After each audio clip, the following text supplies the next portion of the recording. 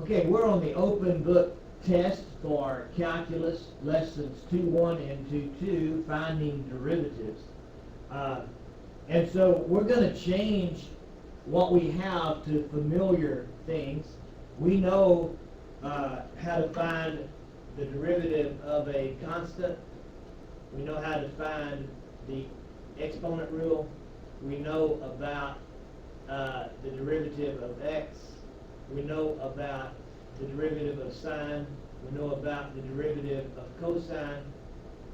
We know about the derivative of sum or difference. The derivative of a constant, as a reminder, is 0. The derivative of x is 1. The derivative of an exponent, we know that the rule is to take the exponent, multiply it by the coefficient, and then subtract 1 from the exponent. We know that the derivative of sine is cosine, and I should say sine x is cosine x. The derivative of cosine x is the negative of sine x. And the derivative of the sum or difference is the sum or difference of the derivatives. Okay, so now you may say, well, what about a square root? How does that fit into, please excuse my dear Aunt Sally, how does it fit into the order of operation? Well, what is square root? Square root is an exponent. We know that square root of x is the same as x to the 1/2 power. We know that cube root of x is the same as x to the 1/3 power. We know that x to the 2/3 power could be written as the cube root because of the 3 of x squared. So there's some exponential things that are going to have to come to the forefront of our mind. Okay? So we're going to transform this into exponential form so that square root of x turns into x to the 1/2. Now, we got to do two things here. We have to move this to the top and make it the 4th power. So we're going to have a minus 3. When we move that, that's going to be an x to the 4th, right? The 4th root. But when we move it to the top, then we have to put a negative because the negative reciprocates it. So that becomes minus 3x to the negative 1/4. Everybody understand that? Minus 2 cosine x. Now we have the derivative of a sum or difference is the sum or difference in the derivatives. So when we take the derivative, we'll have the difference in the parts.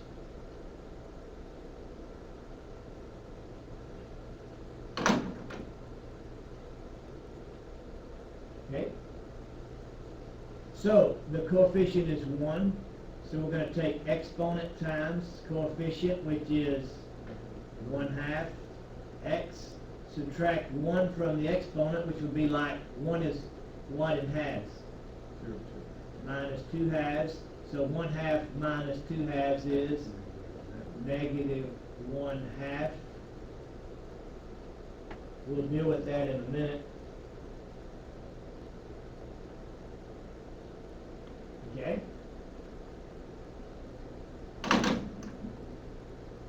And then I'm going to remove that so that we can see the next part.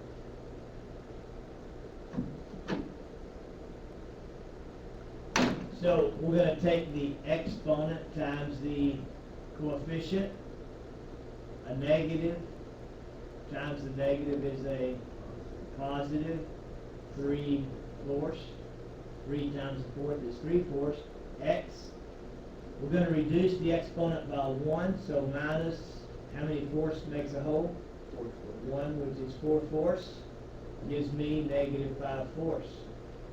So my exponent then is negative 5/4. Everybody understand that? Okay. I'm going to remove that. You can go back and look at it if you like. We know that the derivative of cosine is negative sine. So then we've got negative sine x, and then we've got the coefficient rule. We're going to multiply that by the coefficient negative 2, A negative times a negative is a positive, so plus 2 sine x. So we got that. Now, we're going to write our final answer in radical form.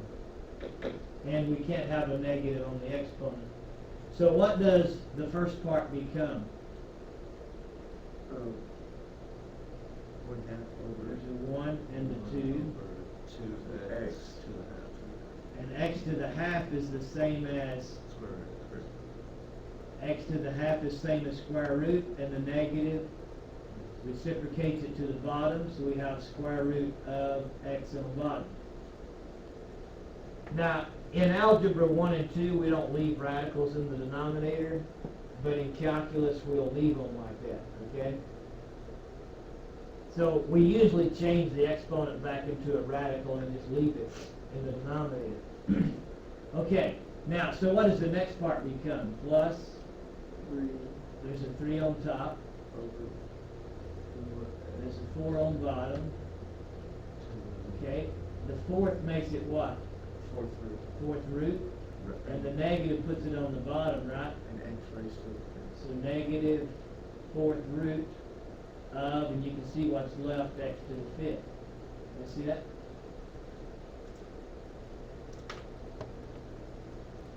Plus 2 sine x. Alright, so there's the derivative, that is the equation for the slope of the tangent line at any given point. And we know that this is a little index 4. I'll put it in there in black so it kind of show up. I had a lot of red stuff to go there. Okay? And so we're wanting you in the end to remove the negative exponents and remove the fractional exponents. We will not try to rationalize the denominator. We'll just leave them like that. Any questions on number 9? Okay, on number 10, we have a parenthesis. And we've learned about the exponent rule, and we've learned about addition and subtraction. We have not learned about multiplication, division, and parentheses. We don't know how to deal with those yet. We're going to learn those in future lessons. So we need it in a form that we know how to deal with it. And so we're going to get rid of the parentheses by distributing. So we're going to change our function to r of x equal 3x times 2x is 6x squared, plus 3x times 5 is 15x. Now we have some familiar stuff. We have the derivative of a sum or difference, which we know how to do, and then we've got exponents, which we know how to do. So we've gotten it into things we've learned so far. And so r prime of x is, we will use the exponent rule, exponent times leading coefficient 12 times coefficient 12, and then reduce our exponent by 1, x to the first. You understand that? And then derivative of x is 1 times the constant 15 is 15. And so this is the derivative. Any questions on 9 and 10? Okay.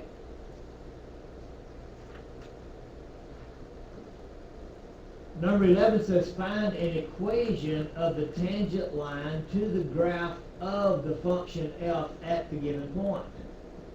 So what we're going to do is what? We're going to find the derivative, which is the what? The equation for the slope. Good. It's the equation for the slope of the tangent line at any point. So we're going to find f prime of x, which is the equation for the slope of the tangent line at any point. And so the derivative would be 4x to the third. good. Exponent times coefficient 4. X, subtract 1 from your exponent 3. And then exponent times coefficient, negative 6. X, subtract 1 from your exponent x. Whoops. And the derivative of a constant, that was a 1. And the derivative of a constant is 0, so it drops out. So we now have the equation for the slope of the tangent line at any point. So then what do we do to find the slope at this particular point? Plug in the twos. We plug in the 2 for x, so we're going to plug it in here and here. So we're going to have f prime of, and we could say 2, correct? Is 4 times 2 to the third minus 6 times 2. We're going to put it in parentheses. And so f prime of 2 is 2 cubes are 8 times 4 is 32 minus 2 times 6 is 12. So f prime of 2 is 20. So the slope of the tangent line at that point is 20. Now, it asks for the equation of the tangent line at that point.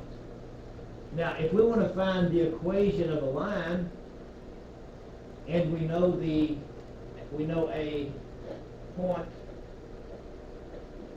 and the slope at that point, then what could we plug it into to be able to find No, 1 minus y. the equation? Y minus y sub 1. The point slope formula, y minus y sub 1 is equal to slope times x minus x sub 1. So we're going to take the y of the point and put it in the y position, the x of the point, put it in the x sub 1 position, y in the y sub 1 position, x in the x sub 1 position, and the slope in the m position. So we're going to have y minus 6 is equal to slope, which is 20, times x minus my x sub 1 of 2. So we have an equation in point slope form. We normally, though, want our answers written in slope intercept form. We go from point slope form to slope intercept form u, distribute, and then undo. So we're going to have y minus 6 is equal to 20x minus 40. We then undo the y sub 1 plug in, add 6. We would have y is equal to 20x minus 34.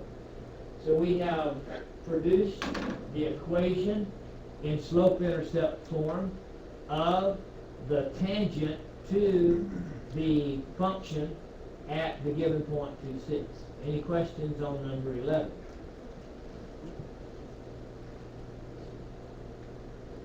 Okay. Number 12. Number 12, when you read it, it seems a bit complex when you first read it, but we're going to use some mathematical knowledge that we have to set up some equations and solve. We've learned how to solve a lot of things in Algebra 1. On page 30 of my Algebra 1 book, it says, the solution to a system of linear equations is the one point xy that makes them both true, which is the point of intersection in the graph, because solution means intersection, which means what's common to both. Now, given that, then we would have this idea, okay? We know that the graph of something like this would be a curve somewhere, okay? May not be just like that. We know it's a curve. And we know that we're talking about the tangent line. Now, there is a point at which the tangent line hits the curve, and that point is the solution. The solution is the intersecting point, okay? The intersecting point is the solution. We learn how to solve systems by substitution, elimination method, etc. Notice that the case is that if this was f of x, if this was f prime of x, and the original graph was f of x, then what's going to be true at that point of intersection? I need to move my prime, excuse me. What's going to be true at that point of intersection is that my f of x and my f prime of x are going to be the same value. that means that there's a point on these two lines that are these two functions that are common, and there's also the derivative is a common point. Okay? So find k such that the line is tangent to the graph at the function. Now, it is the case that we want the line, this line, to be the tangent to this line. Okay? We want this line to be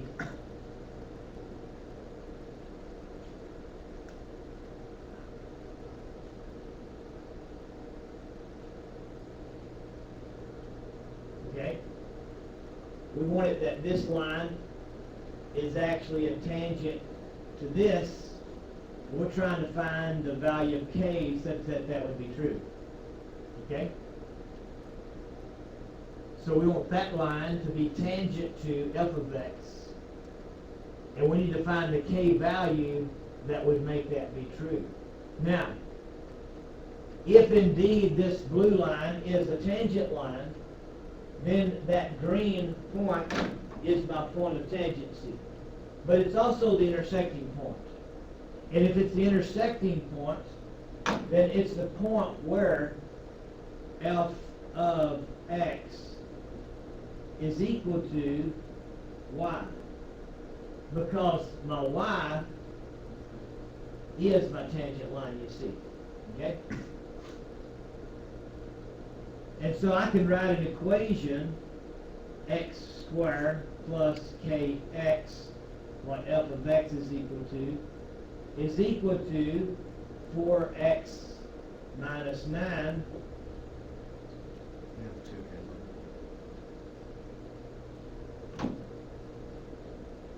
what y is equal to. Okay? If they intersect, then there is a point at which those are equal. And we would like to find a point at which those are equal. Okay. Now, what we would like to do is to be able to solve for k. We want to find that k, but it's got k in terms of x. We have two variables. Okay. So let's go back and look at some other idea here. Let's come over here and think about this situation. If these two things are equal,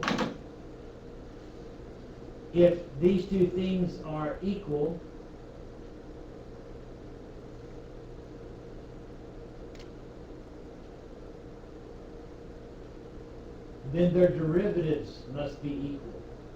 If these two things are equal, then their derivatives must be equal. That means we can write a second equation. And I'm going to erase my picture and put that over there.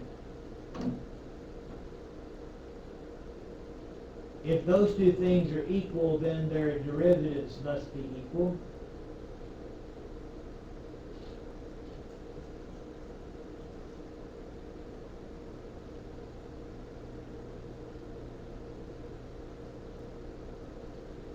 So, f prime of x must be the same as y prime. Well, what is f prime of x?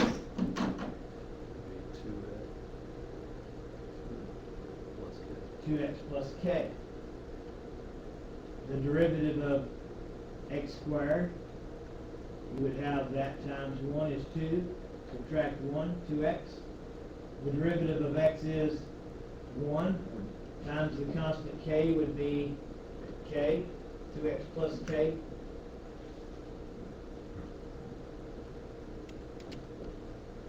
Okay.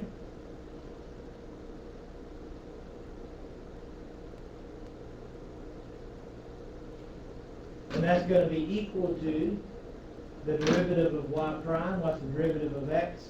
1 times the 4 is 4.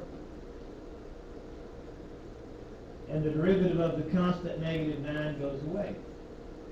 Okay, so we have two sets of x in terms of k. We have two sets of x in terms of k. Now, my problem in this equation right here is that we have two variables. You can't solve with two variables. So if I could replace this k with something x, I would have an x-only equation. Well, I could come over here to this equation, and I can find k in terms of x. So I'm going to move this to the other side to get k in terms of x. And so I've got k is equal to negative 2x plus 4. And then I can take what k is equal to and put it in its place over here and create an x-only equation. Okay? So let's backtrack what we've done, because we've done a lot of stuff. Okay? Let me let you write it down. Think about it a second, and then we're going to backtrack.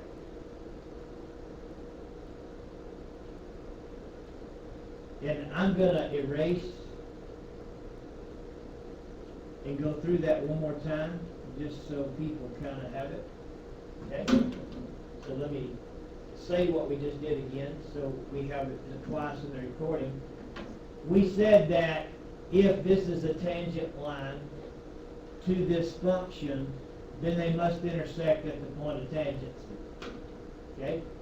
And if they intersect at that point of intersection, then the value, the function value here, is equal to the function value there.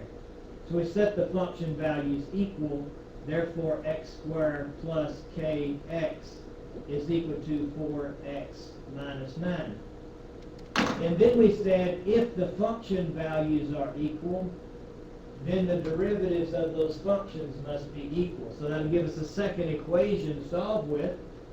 We could not solve this first one because you have two variables, x and k, and you can't solve with two variables.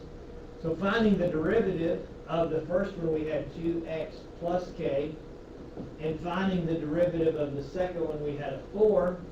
So that gave us a second equation in terms of x and k, so that now we've got two variables, two equations with the same two variables, so now we can solve by substitution method.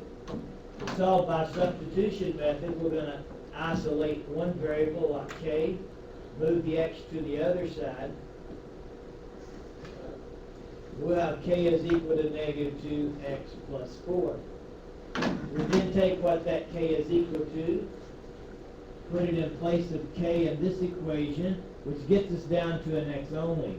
And so now we have x squared plus what k is, I'm going to put it second in parentheses, negative 2x plus 4.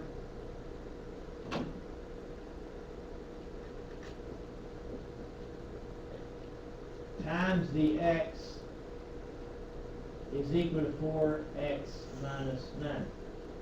Okay? Now we're going to solve for x.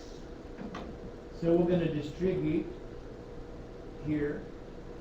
So we're going to have x squared minus 2x squared plus 4x equal 4x minus 9. So we got to there. Now, this is a quadratic. We know it's a quadratic because there's an x squared. So what we want to do is combine our like terms here. But we also know that we're going to need to move all of the variables to one side, because in a quadratic we need to set it equal to 0 to factor or to solve. And so when we combine those x squared minus 2x squared, we're going to have a negative x squared. That minus 4x is going to change signs, and so we're going to have a, I'll just write it down. We're going to have a minus 4x and a minus 4x. We're going to have a minus 9 and a minus 9. And they go out over here. And so we're going to have an x squared minus 2x squared. Do what? Plus 9. Plus 9, thank you. So we're going to have an x squared minus 2x squared, which is a negative x squared.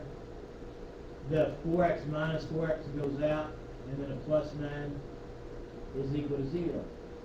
We have negative x squared plus 9 is 0. Now, this would be easy to factor. It is the difference between two squares. We can look at it as 9 minus x squared, if you like that. Let's just do that. 9 minus x squared is equal to 0. That's the difference in 3 squared and x squared. When you factor the difference between two squares, you get what? Binomial conjugates. First plus second times first minus second. Remember that?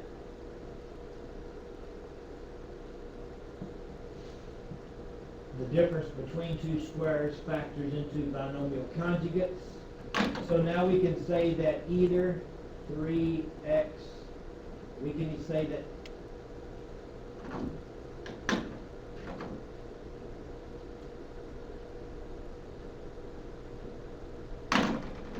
either 3x plus, we can say that either 3 plus x is equal to 0, or 3 minus x equals 0. I'm trying to focus on getting in the right place on the smartboard, and I'm missing my x's. So now we're going to get the stuff off. So we have x equal negative 3, or we would subtract 3. Negative x equal negative 3. Divide negative 1. X equals 3. So x is equal to 3 or negative 3.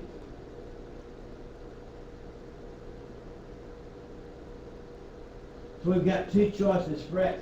What were we really trying to find? K. We wanted to find the value of k. So we need to find k. We have found x, so we have two plug-ins, right? So we're going to plug in this. So k equal negative 2 times an x of negative 3 plus 4, or k is equal to negative 2 times, the other choice of x was 3 plus 4. So k is equal to 6 plus 4 is 10, or k is equal to negative 6 plus 4, which is negative 2. So k is either 10 or negative 2. Two possible values of k for which x equals 4 minus 9 could be the line that is tangent at that point. Okay. Any questions on that? Let's just go back and throw one of those in and see. Okay? What happens, just to play with it. If k was 10, let's just say, then we would have f of x is equal to x squared plus 10x, right? And the derivative of that would be 2x plus 10, which would be the equation of the tangent line at any given point, right? Yep. Now, what would that point of tangency be? Well, when we had an x of negative 3, we had a k of 10, right? So when we had an x of negative 3, well, what would the y be when x is negative 3? Let's just take this y equal 4x minus 9. Y equal 4 times negative 3 minus 9.